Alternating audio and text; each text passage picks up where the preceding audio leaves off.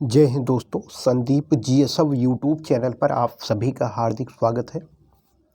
तो ये जो सीरीज 2025 की शुरू हो रही है, इसके अंतर्गत हम 2025 के जो भी करंट हैं और स्टैटिक जीके जो कि रेलवे के साथ साथ अन्य परीक्षाओं के लिए महत्वपूर्ण है, उन सभी पर हम लोग चर्चा करेंगे।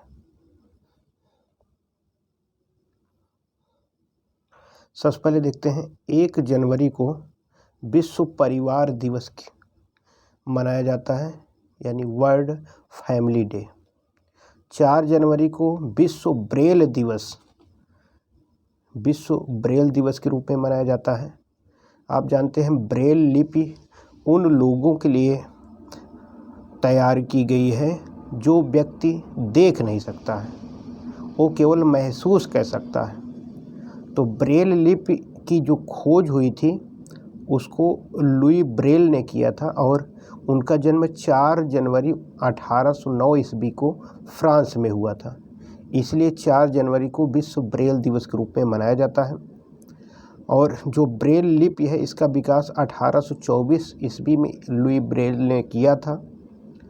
ब्रेल लिपि में कुल 6 चिन्ह होते हैं, जिसमें जो 6 चिन्ह होते हैं वो उसमें 2 पंक्ति और 3 कॉलम में व्यवस्थित किए होते हैं। 6 चिन्ह के माध्यम से जो अंधे लोग होते हैं उसको पढ़ते हैं, यानी उनको अक्षर का ज्ञान होता है।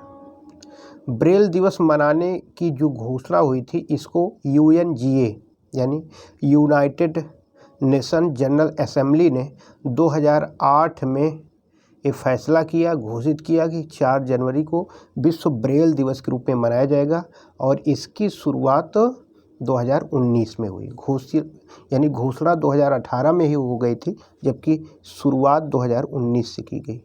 UNGA का मतलब यूनाइटेड नेशन जनरल असेंबली, यानी संयुक्त राष्ट्र संघ का एक महत्वपूर्ण अंग है, संयुक्त राष्ट्र महासभा। इसे विश्व की संसद भी कहा जाता है। आप जानते हैं UNO, जिसकी स्थापना 24 अक्टूबर 1945 को की गई थी। इसके 6 अंग हैं। 6 अंग में 5 अंग का मुख्यालय संयुक्त राज्य अमेरिका के जो प्रमुख शहर है न्यूयॉर्क, वहीं पर है, जबकि 1 अंग है अंतर्राष्ट्रीय न्यायालय, जिसका मुख्यालय द हेग नीदरलैंड में स्थित है। और संयुक्त राष्ट्र संघ में एक है सुरक्षा परिषद, जिसमें कुल 15 सदस्य होते हैं। 15 सदस्यों में कुल 5 अस्थायी 10 अस्थायी होते हैं। तो सुरक्षा परिषद को दुनिया का पुलिस मैन के रूप में जाना जाता है।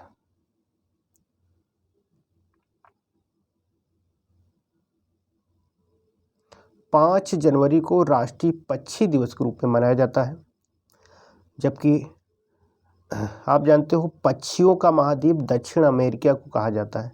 दक्षिणी अमेरिका पक्षियों का महाद्वीप। सबसे छोटी पक्षी हमिंग बर्ड, जबकि सबसे बड़ी पक्षी शुतुरमुर्ग है। शुतुरमुर्ग। 20 मार्च को गौरैया दिवस के रूप में मनाया जाता है, जबकि दिल्ली का राजकीय पक्षी भी गौरैया है। 9 जनवरी को प्रवासी भारतीय दिवस के रूप में मनाया जाता है। इसकी शुरुआत 2003 में विदेश मंत्रालय द्वारा की गई।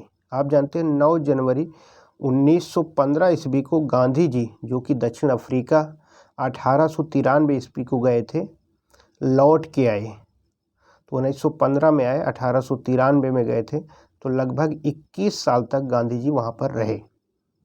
तो 2015 यानी 2003 में इसकी शुरुआत की गई प्रवासी भारतीय दिवस के रूप मनाने का। इसका द्विवार्षिक एक कार्यक्रम चलता था, मतलब द्विवार्षिक कार्यक्रम इसका चलता है, यानी जैसे 2015 में विशेष कार्यक्रम का आयोजन किया गया, तो 2017 में इसका आयोजन किया जाएगा, 2019 में आयोजित किया जाएगा, इस टाइप से हुआ। लेकिन 2015 से पहले प्रत्येक वर्ष 9 जनवरी को एक विशेष कार्यक्रम का आयोजन किया जाता था। तो 18वां प्रवासी भारतीय दिवस अभी हाल ही में 2025 में आयोजित किया गया और इसका आयोजन ओडिशा की जो राजधानी है भुवनेश्वर में किया गया। और इस बार की जो थीम थी विकसित भारत में प्रवासी भारतीयों का योगदान। जो ये कार्यक्रम चला प्रवासी भारतीय दिवस वो 8 जनवरी से लेकर 10 जनवरी तक चला। तो 8 जनवरी को युवा प्रवासी भारतीय दिवस के रूप में मनाया गया। इसका उद्घाटन केंद्रीय विदेश मंत्री एस जयशंकर, केंद्रीय खेल मंत्री मनसुख मंडाविया, जबकि उड़ीसा के अभी नए नए सीएम बने हैं मोहन चरण मांझी ने किया। जबकि 9 जनवरी को प्रधानमंत्री मोदी के द्वारा प्रवासी भारतीय दिवस का उद्घाटन किया गया। इस अवसर पर जो आप जानते हैं वेस्ट इंडीज यानी लैटिन अमेरिकी एक देश है त्रिनाद और टोबैगो, यहाँ के राष्ट्रपति क्रिस्टीन कार्ला कंगालू ये मुख्य अतिथि के रूप में आए हुए थे। जबकि त्रिनाद की राजधानी पोर्ट ऑफ स्पेन है, ध्यान देना। जबकि वहीं पर एक देश हैती है, पोर्ट ऑफ प्रिंस उसकी राजधानी है। जबकि त्रिनाद व टोबैगो एक देश है जिसकी राजधानी पोर्ट ऑफ स्पेन है। 9 जनवरी को जो प्रधानमंत्री के द्वारा प्रवासी भारतीय दिवस मनाया गया, इसी अवसर पर प्रधानमंत्री के द्वारा नई दिल्ली रेलवे स्टेशन से जो प्रवासी भारतीय हैं उनके घूमने के लिए भारत में पर्यटन के लिए एक प्रवासी भारतीय एक्सप्रेस ट्रेन को हरी झंडी दिखाई गई। एक चीज़ ध्यान देना, भारत के सबसे ज़्यादा प्रवासी भारतीय यूएई यानी संयुक्त अरब अमीरात में रहते हैं। 10 जनवरी को प्रवासी भारतीय दिवस का समापन समारोह का आयोजन किया गया। इस अवसर पर जो भारत की पहली महिला जो अनुसूचित जनजाति की राष्ट्रपति हैं द्रौपदी मुर्मू ने किया। द्रौपदी मुर्मू भी आप जानते हैं उड़ीसा राज्य से ही संबंधित हैं। इनका जो घर है उड़ीसा में ही स्थित है।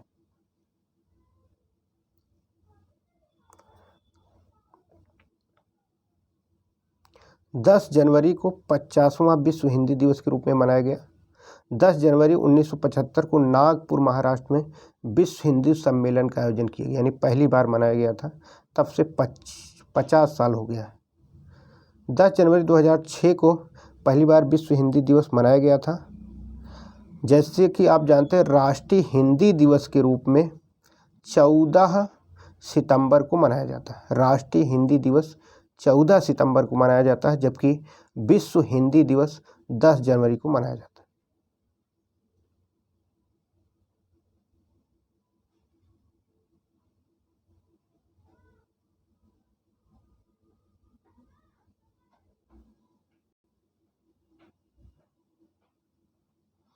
केंद्रीय भूजल बोर्ड जो है, जो केंद्रीय जल शक्ति मंत्रालय है उसके अधीन एक वैज्ञानिक संगठन है, यानी सेंट्रल ग्राउंड वाटर बोर्ड। इसके द्वारा एक अभी हाल ही में रिपोर्ट जारी की गई जिसमें बताया गया कि भारत के 440 जिले ऐसे हैं जहां पर जो भूजल है उसमें नाइट्रेट मिल रहा है और नाइट्रेट की मात्रा बढ़ती जा रही है। और आप जानते हैं जो नाइट्रेट है इसी के कारण ब्लू बेबी सिंड्रोम और साइनोसिस जो रोग है इसी के कारण होता है। नाइट्रेट के कारण जो शिशु होते हैं, छोटे बच्चे होते हैं, उनके रक्त में ऑक्सीजन की मात्रा कम हो जाती है और ये रोग हो जाता है। जो केंद्रीय भूजल बोर्ड है उसकी अगर हम बात करें तो इसका मुख्यालय फरीदाबाद हरियाणा में स्थित है। और ये आप जानते हैं नाइट्रेट रक्त में जाने से सबसे पहले मैथेमोग्लोबिन बनता है जिसके कारण ब्लू बेबी सिंड्रोम होता है। यानी ब्लू बेबी सिंड्रोम होने का कारण है मैथेमोग्लोबिन और मैथेमोग्लोबिन होने का कारण है नाइट्रेट। तो क्वेश्चन पूछा गया था ब्लू बेबी सिंड्रोम का कारण क्या है, किसके कारण होता है। तो ऑप्शन में अगर नाइट्रेट और मैथेमोग्लोबिन दोनों रहे तो सबसे पहले आपको मैथेमोग्लोबिन लगाना है, नहीं तो आपको नाइट्रेट लगाना है।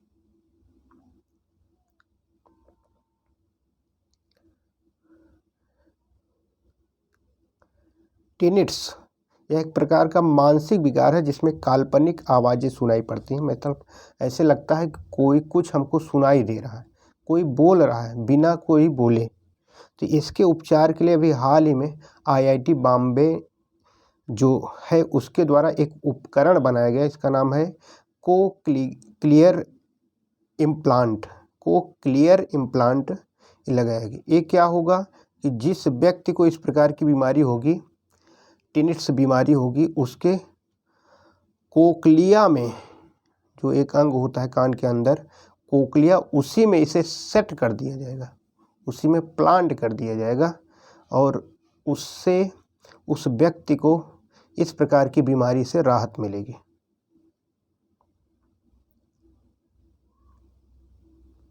7C-2216 एक हवाई जहाज़ है जो कि जेजू एयर का एक हवाई जहाज़ है। दक्षिणी कोरिया में अभी हाल ही में ये दुर्घटना का शिकार हो गया।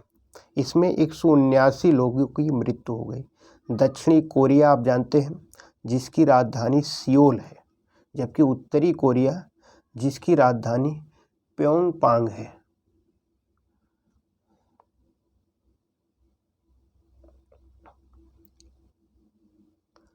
UDISE+ यानी unified district institute system for education plus शिक्षा के लिए संयुक्त जिला सूचना प्रणाली है। शिक्षा मंत्रालय द्वारा एक रिपोर्ट जारी की गई है और ये जो UDISE+ है, इस स्कूल शिक्षा का एकमात्र अखिल भारतीय व सबसे विश्वसनीय डेटाबेस है, जहाँ से जानकारी मिलती है। इसके अनुसार क्या जानकारी दी गई है कि 2023-24 में 24.8 करोड़ छात्र नामांकित हुए हैं, जबकि 2022-23 में ये 25.18 करोड़ था। लड़कों का नामांकन 51.9%, जबकि लड़कियों का 48.1% रहा। कुल नामांकन में अल्पसंख्यकों की संख्या 20% रही। अगर अल्पसंख्यक की ही अगर हम बात करें तो 79.6% मुस्लिम है, 10% ईसाई, 6.9% सिख, 2.2% बौद्ध और 1.3% जैन और 0.1% पारसियों की संख्या काफ़ी कम है।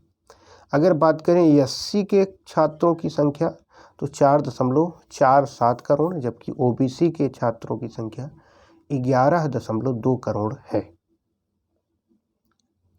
रमेश चंद्र पैनल का गठन किया गया है। रमेश चंद्र हैं, ये वर्तमान में नीति आयोग के एक सदस्य हैं।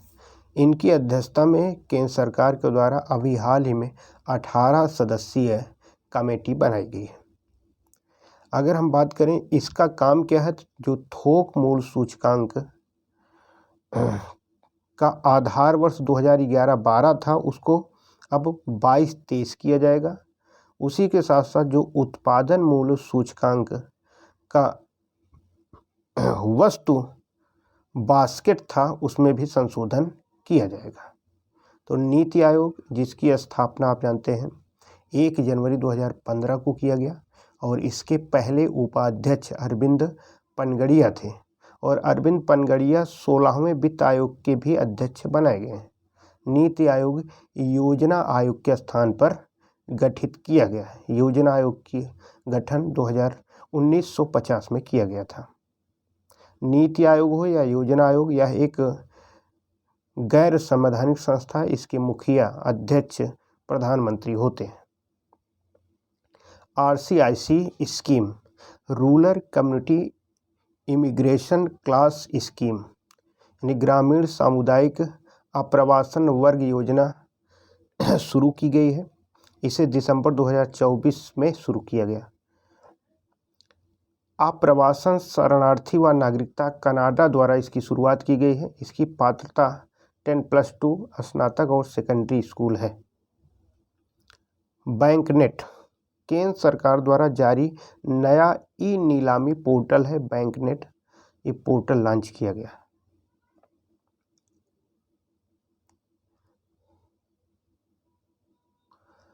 लीड्स इंडेक्स यानी logistic ease across different state index अभी जारी किया गया है। ये विभिन्न राज्यों में रसद सुगमता सूचकांक 2024 को बताता है। यह जो लीड्स इंडेक्स 2024 है, ये 6वां संस्करण है। सबसे पहले लीड्स इंडेक्स 2018 में जारी किया गया। इसके अनुसार तटीय राज्यों में पहले स्थान पर गुजरात है, उसके बाद कर्नाटक, महाराष्ट्र, उड़ीसा और तमिलनाडु। भू आपेक्षित प्रदेश की बात करें तो हरियाणा, तेलंगाना, ये उत्तर प्रदेश और उत्तराखंड। उत्तर पूर्वी राज्यों की बात करें तो असम, अरुणाचल प्रदेश, जबकि यूटी यानी केंद्र शासित प्रदेश की बात करें तो चंडीगढ़ और दिल्ली प्रमुख राज्य हैं। तो आज बस यहीं तक, आगे मिलते हैं, तब तक के लिए जय हिंद।